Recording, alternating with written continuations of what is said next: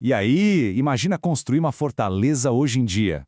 Só que, em vez de pedra e fosso, a gente usa código. Pois é basicamente isso que a engenharia de segurança faz. É a arte, a ciência, de construir muralhas digitais para proteger tudo que é importante para a gente nesse nosso mundo super conectado. Olha só o nosso roteiro de hoje. A gente vai começar entendendo o cenário, esse mundo de ameaças. Depois vamos ver como se gerencia o risco, que é inevitável. Aí a gente entra na parte de projeto mesmo, as plantas da fortaleza, com 10 regras essenciais de design. E para fechar, vamos falar sobre como sobreviver ao ataque, porque sim, ele vai acontecer. Bom, para construir uma boa defesa, a primeira coisa é conhecer o terreno e o inimigo, né?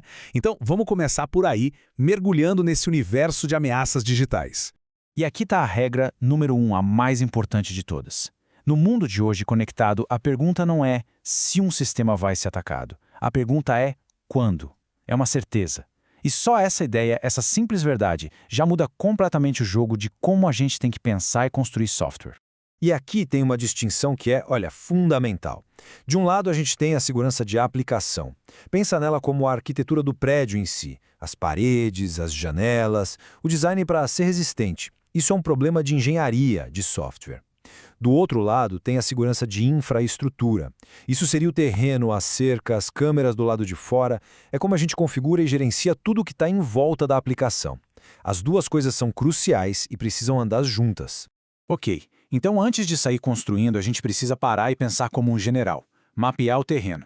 É exatamente isso que é gerenciar riscos. É o alicerce de qualquer projeto de segurança que se preze. E o pulo do gato aqui é o seguinte: segurança não é tentar zerar o risco. Isso é impossível e custaria uma fortuna. Na verdade, é uma decisão de negócio. É sentar e calcular o que é mais valioso aqui e quanto vale a pena gastar para proteger isso. É sempre um equilíbrio, uma balança entre o custo da segurança e o valor do que está sendo protegido. E essa avaliação não é uma foto, é um filme. É um processo contínuo que acontece em 3 fases. Primeiro, lá no comecinho, antes de qualquer coisa, para definir o que é preciso. Depois, durante o desenvolvimento, conforme as decisões de design são tomadas. E por fim, quando o sistema já está rodando, no mundo real, porque aí surgem novas ameaças, novos jeitos de usar e o risco muda o tempo todo. E para descobrir onde estão as fraquezas, existe uma técnica muito legal chamada casos de abuso. A ideia é simples. Em vez de pensar em como um usuário comum vai usar o sistema, a gente se coloca no lugar do invasor. A gente se pergunta, se eu quisesse quebrar isso aqui, o que eu faria? É um exercício de pensar do mal para conseguir se proteger melhor. Beleza, risco mapeado. Agora sim é hora de pegar o papel e a caneta, ou melhor, o teclado, e desenhar as plantas da nossa fortaleza. São as grandes decisões de arquitetura que vão definir como a nossa defesa vai funcionar na prática. E aqui a gente já se depara com uma escolha. 2 filosofias que são quase opostas. A primeira é a de proteção. Pensa num castelo clássico. Tudo que é valioso fica lá no centro, bem guardado, com várias camadas de muralhas em volta. A segunda é a de distribuição. Aqui a ideia é outra. Em vez de colocar tudo num lugar só, a gente espalha os bens valiosos em vários cofres diferentes. Se um deles for arrombado, o prejuízo é limitado. E é aí que mora o grande desafio. Segurança, performance e facilidade de uso é um triângulo amoroso complicado. Geralmente, quando a gente aumenta a segurança, a performance cai um pouco ou o sistema fica mais chato de usar. Sabe aquele login que pede senha, código e reconhecimento facial? Super seguro, mas nada prático. Achar o ponto ideal nesse equilíbrio é a grande arte da coisa. Muito bem, agora vamos entrar no manual de instruções, nas regras de ouro que todo arquiteto de software precisa ter na ponta da língua para construir sistemas realmente seguros. E são 10. 10 regrinhas básicas, mas super poderosas. Pensa nelas como os 10 mandamentos da segurança de software. São princípios que guiam praticamente tudo o que a gente constrói hoje. Vamos dar uma olhada nelas em grupinhos para ficar mais fácil.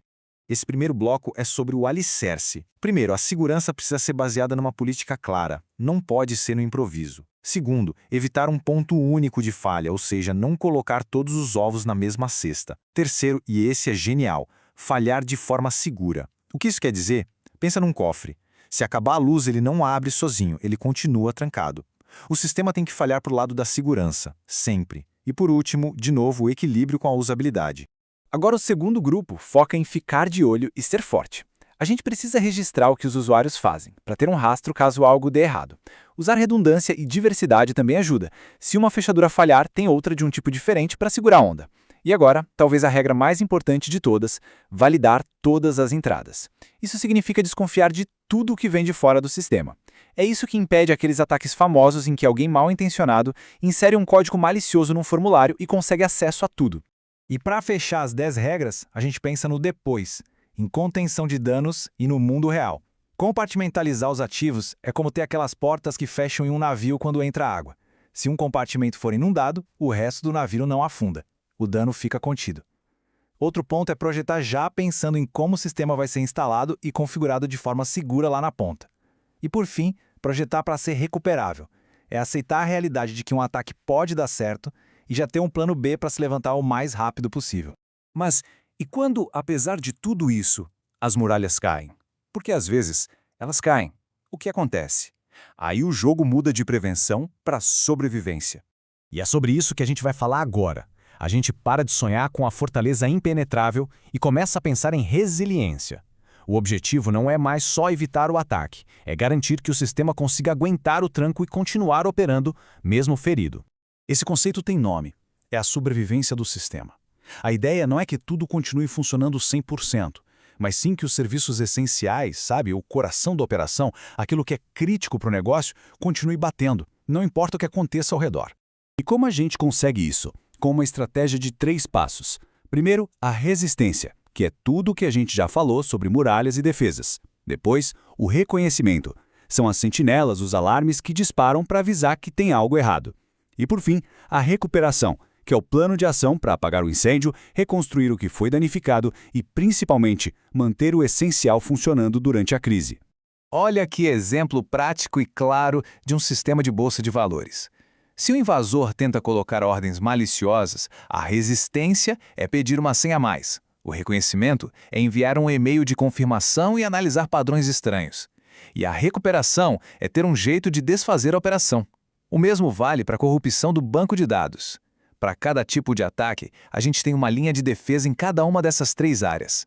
É isso que cria a resiliência. No fim das contas, a ideia central é essa. Sobrevivência é sinônimo de priorização. É saber responder à pergunta, se tudo der errado, o que é que não pode parar de funcionar de jeito nenhum? E aí, a engenharia de segurança foca toda a sua força para proteger essas joias da coroa e garantir que o negócio continue de pé.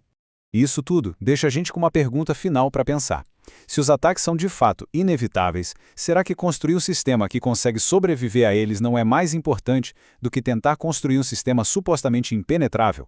Talvez a verdadeira força não esteja na altura da muralha, mas na capacidade de se reconstruir depois que ela cai.